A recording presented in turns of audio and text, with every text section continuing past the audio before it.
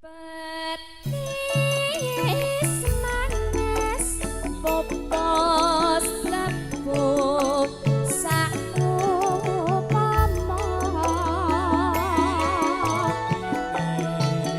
aja ngucap neret tegas tanpa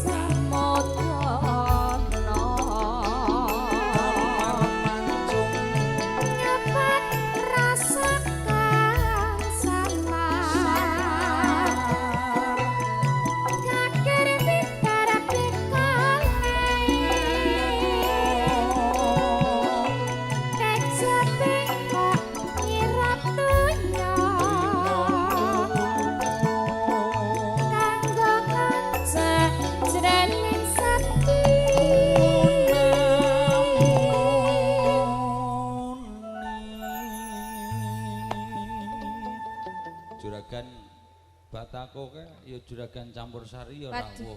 Wah. Campur sari ini cek mlaku, Mas. Nggonku ki tak bubarne lho wisan. Lah ngopo?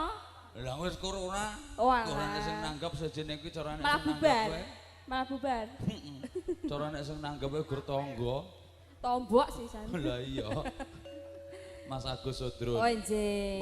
Kasune berkah lho, Mas. Pokoknya gabung karo kanca. Nek ora nyawer ora kudu. Kudu nyawer. Kudu nyawer. Ora temule.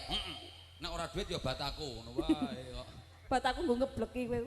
Ya kowe barang. Ya nek ya bataku sakret ngono gelem. Nggo gawe. Nggo gawe apa? Yo. Petis manis yen ngucap sing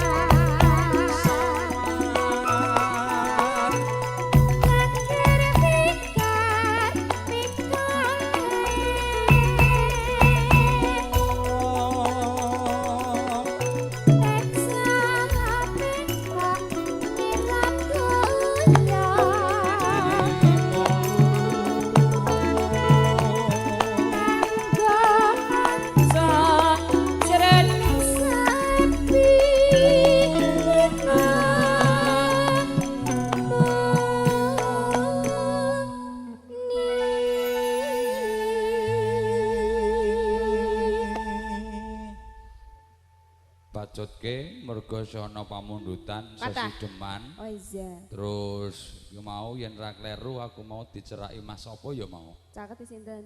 Mas. Mas Reno. Yetno. Tumino. Mas Yetno. Oh, Mas Yitno. Engko Disuwuni napa? engko sak kanca kon nyerak Mbak sing ngagem rasukan merah itu. Kang ngagem rasukan abrit ya. Apake?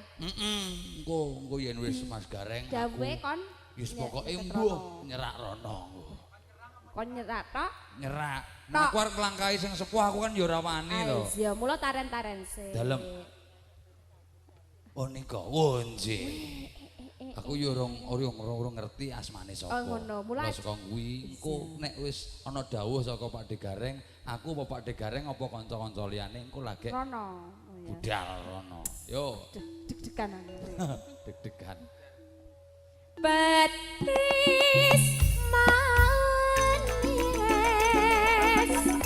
yen ngucap sing ati-ati Tansah tak enteni. Hey! dadi ati nyoto bebrayan sejati.